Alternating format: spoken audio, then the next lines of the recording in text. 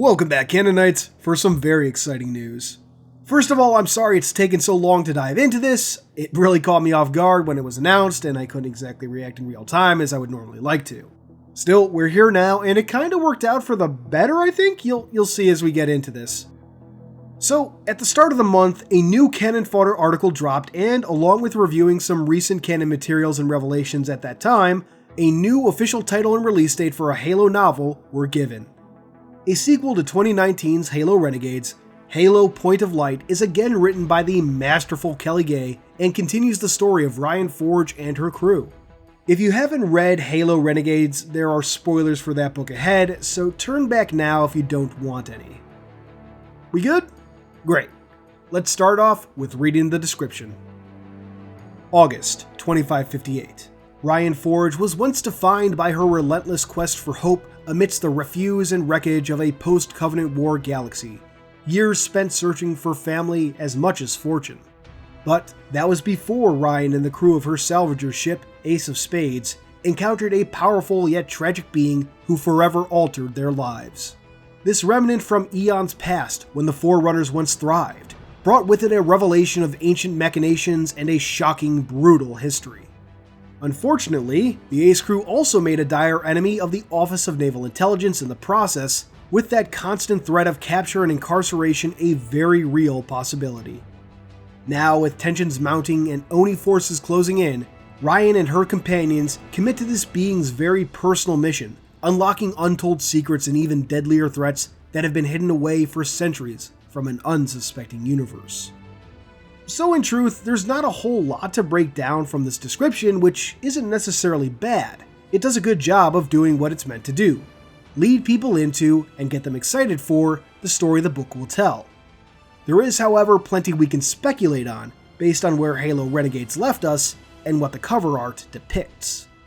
To refresh everyone's memory, Halo Renegades ends with Ryan Forge, her crew, and Spark finding a Forerunner facility under Mount Kilimanjaro, which contained an imprint of the Librarian. This imprint spoke to Spark, giving him a coordinate key before leaving for the Absolute Record, where it would join other imprints already there, implying that there were more imprints of the Librarian out there than just the ones on Earth and Requiem. And then, after that, perhaps Bastion. The story ends in September of 2557 with an epilogue set in December.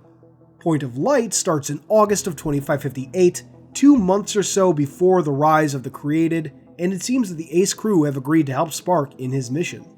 I'll be interested to see just how far they've come by this time, if they've made any progress at all, and if this key is related to the Absolute Record, Bastion, both, or something else entirely. Halo Renegades starts in May of 2557, the story spanning over several months. I expect Point of Light will too. In addition to almost certainly seeing the Created uprising from a very new perspective, I'm curious what other events from the EU might cross into this book. Renegades brought together lore and plot threads from Hunters in the Dark, the Forerunner saga, primarily Primordium, Spartan Ops, and even Halo 5, among others. I'd be curious if we'll see hints of the Guardians awakening on colonies before the Created uprising, if Spark might be privy to that before it happens, if we might hear about the mission to the Absolute Record that occurs in September of 2558, or if we might even see that location return in full. I wonder too if this book might be used to fully move the Bastion story thread from Halo 5 into the books and away from the games. Sorry, I can't help my pessimism sometimes. But back to the book, the cover itself has a number of cool details. First though, this cover was created by William Cameron aka Pixel Flare, the bloke who created my intro, transition, and end screen, and who's pretty well known in this community for his amazing renders. I'm glad to see him getting to make some official material. I hope 343 does this more going forward, reaching out to talented community members when possible. So, if you see this, congrats, Will. This is really fucking cool. I can only imagine how elated you must be. On to the details in the cover though. We'll start with the great look we get at Ryan Forge and Spark in his soldier body holding a light rifle, Ryan with an AR on her back and what look to be M6H Magnums minus the scopes. I won't lie, I kinda miss her sci-fi suit from the cover of Renegades, but this is a pretty damn cool look too. To their right, or our left, we get a fantastic look at the upgraded Ace of Spades. If you don't recall, the Ace was given an upgrade seed, a piece of Forerunner tech that could upgrade an alien vessel with Forerunner goodies. Though even with all its new bling, it still has the, I'm going to call it iconic, spade on its top rear stabilizer. The location the Ace is hovering over, where Ryan and Spark stand, is hard to speculate on. It could be somewhere on Bastion. It almost looks like there's a ceiling of sorts above the Ace in some parts, but that could just be an artistic license of some sort. Maybe it's a planet or location that we'll see in the book, maybe it's the one we see on the cover behind Ryan and Spark. Or maybe it's the service of the Halo ring we actually see on the cover. Whatever the case, that Halo ring is something we really need to talk about. Which ring could this be? Why are they there? So many questions that will only be answered once we get our hands on this book. Could it be Installation 03? Will we encounter 859 Static Carillon again? Follow up on some of the lingering mysteries on that ring? Could it be Installation 09? Maybe the book will have a big time jump and we'll actually get to see Professor Anders. That one seems unlikely, but you never know. Could it be Installation 07, the setting for Halo Infinite? If so, might we get some hints at who or what the Harbinger is, or maybe what the Auditorium could be? Or could it be one of the few rings we haven't visited before? Installations 01, 02, or 06? Personally, I'm leaning more towards the Installation 03 option. I'd love to see more of that ring and dive into some of its mysteries, but we'll ultimately have to wait and see. Whatever the case is, I'm excited. Kelly Gay has proven to be an incredible writer who knows the material and the universe she's messing around in, and I will always be up for more from her. Halo Point of Light will release on March 2nd, 2020. From there, the article dives into some other cool lore tidbits. If you haven't read Halo Shadows of Reach or seen my review, you'll want to skip forward a bit to the time on screen to avoid some spoilers. For those still around, you'll recall at the end of the book the portal site that the Banished uncover, the one beneath the ruins of Castle Base. The description for it was very reminiscent of the Halo Reach map High Noon, and indeed, the map is the portal complex on Reach. Now that's how you retcon. The map's location was never previously stated, it was just another mysterious Forerunner portal somewhere in the universe. Then, years later, 343 decided to do something really cool with it, integrating it into this new story. That's how you do it. Bravo 343, bravo Troy Denning.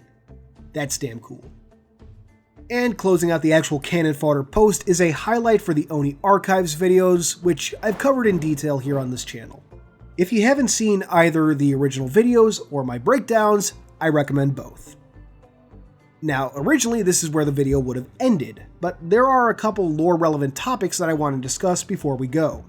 First, 343 recently released an MCC Development Retrospective, which went over a ton of details and stats which we'll talk about in the December recap. Relevant to today, though, was a preview of some armors coming to Halo 3 in MCC. Indeed, several Halo Online armors are coming to Halo 3, expanding the game's customization quite a bit. There'll even be customizable undersuits. For myself, this is absolutely awesome, even if some of the armors aren't all that great. And I do plan to talk about the lore of those and other armors in the future. Grim Brother 1 has heavily hinted at a Cannon Fodder next year that'll go into some of this new lore. However, not everyone is happy, and I think that's more than understandable. MCC was built on the idea of playing the Halo games as they originally were. 343 have said that they are looking into a way to toggle off and on the new armors and undersuits, but I wouldn't hold your breath if you're hoping for that. Really, I just wanted to say, whether you're happy about this or not, let's just let people have their opinions. If people are upset, don't respond with name-calling or mockery or anything like that. Don't be a dick. If you see someone being a dick, by all means, call them out for it. If you see someone spreading misinformation, call that out. But don't be a dick, okay? Show support if you're happy, but don't be a dick to people who aren't. For myself, I'm excited about this, but I wish these could have been added to Halo 2 Anniversary multiplayer. That game is in desperate need of customization options, and while we're on the topic of Halo Online stuff, developer-made maps. I'd love to see some of Halo Online's unique maps ported over to Halo 2 Anniversary. I think they'd fit in just fine. The second thing I want to talk about, though, is a community update that just came out, in it being some set photos from the Halo TV show.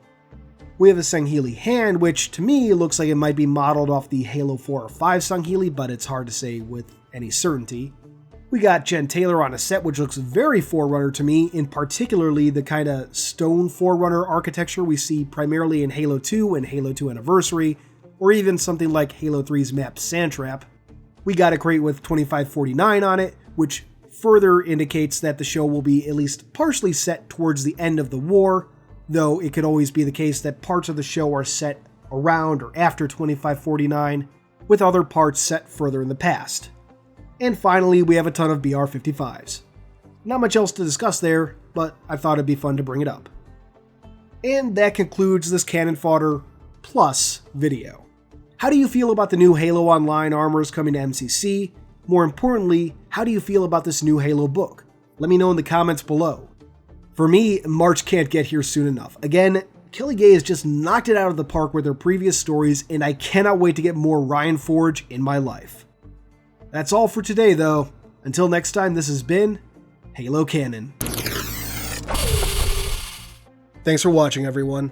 I hope you enjoyed this video. If you did, please consider subscribing, and if you really love me, hit that notification bell and leave a thumbs up. These both really help out the channel.